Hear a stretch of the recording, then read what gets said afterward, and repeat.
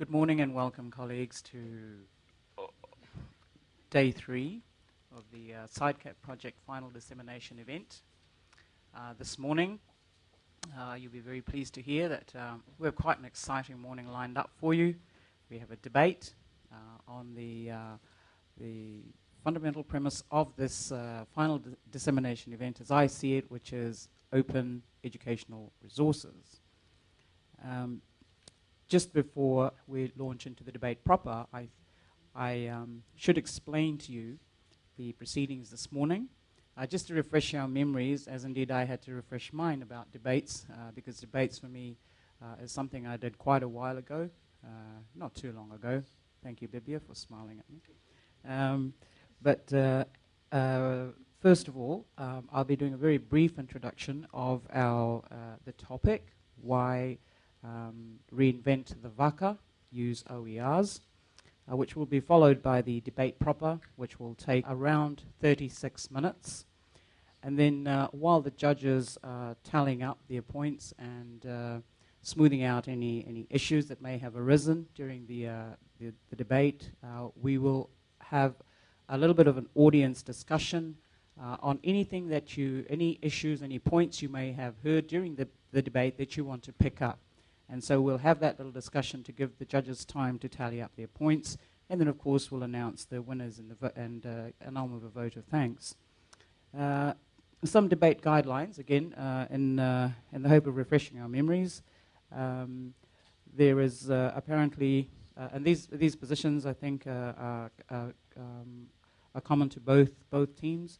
The staters will be primarily responsible for stating the position taken by the group.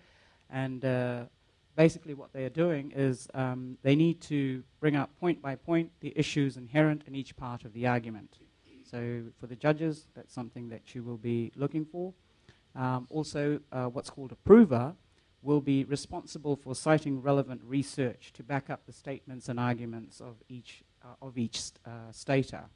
So for the prover, the main characteristic that they must show is that they must have intimate knowledge of the empirical content of the positions taken and should understand the research supporting the side chosen. You know I'm reading from text here, so I'm just hyping you up. Okay, and then there's what's called an attacker. We're really getting into the battleground now. Attackers will be responsible for probing the opposite team for weaknesses in their arguments. They may question data. See what I mean? Like, so, you know, you hype up and they say, not so bad after all. Disprove, counter, and use any rational method to discredit the opposition's position or data. So basically, those are some of the points that perhaps our judges may want to keep in mind as they work through their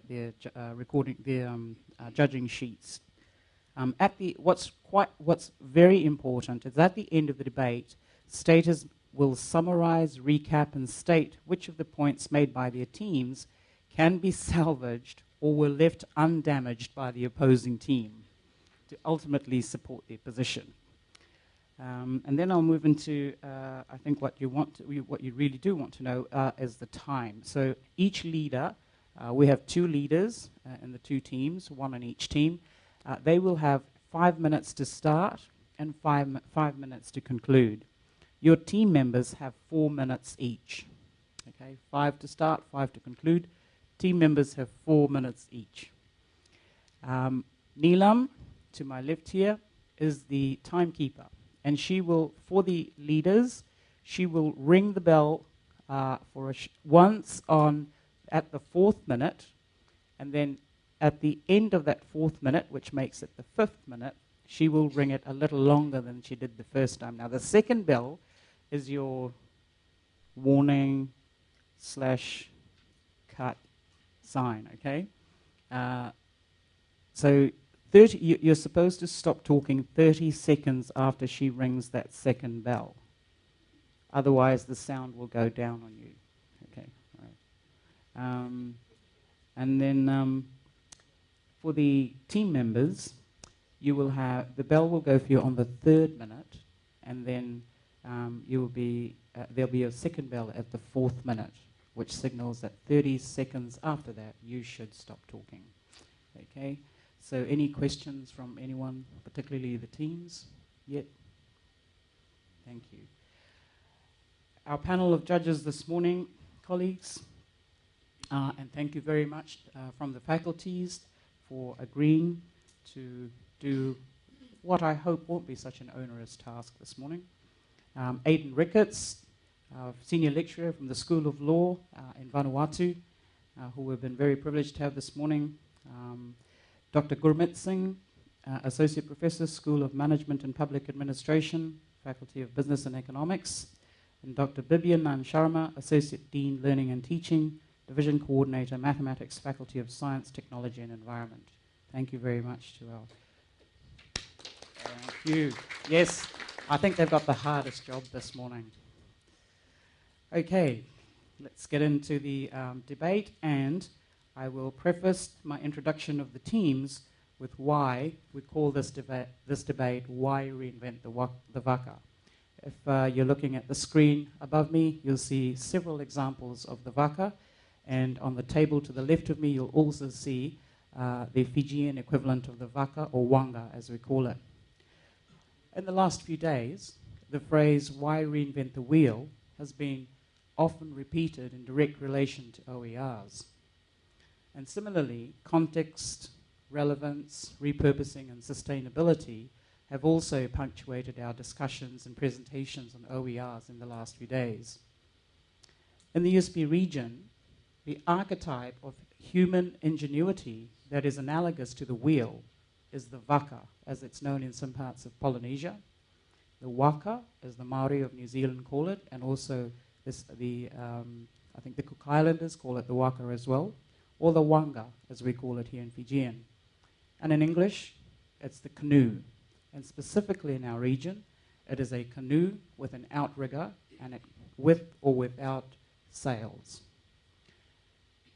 A year ago, in the SideCAP Project Steering Committee meeting, where the idea of this debate was born, we all unanimously agreed to replace the wheel with the Vaka, because it is, we felt, the defining symbol of our USP region, representing for our many cultures the very first ocean voyage made thousands of years ago by our forefathers and mothers to what is today our island homes in Polynesia, Micronesia, and Melanesia.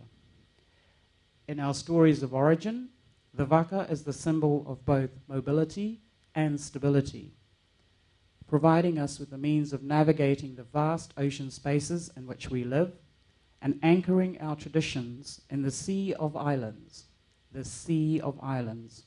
rather than the islands in the sea, which we call home, emphasizing, and I quote from the late Professor Epeli Hawofa, the totality of our relationships, not the perceived far-flung centers of power which characterize the first written accounts of our history. So in our living oral cultures of today, context, relevance, repurposing, and sustainability are in the first instance symbolized, and in the second realized, in the collective representation of our very existence to this day in the USP region, Sea of Islands, the Vaka. May I now introduce the teams.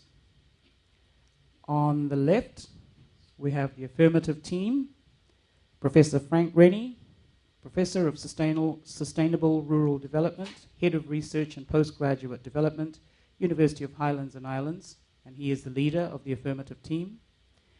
Elizabeth Fong, Deputy University Librarian, University of the South Pacific. Thank you.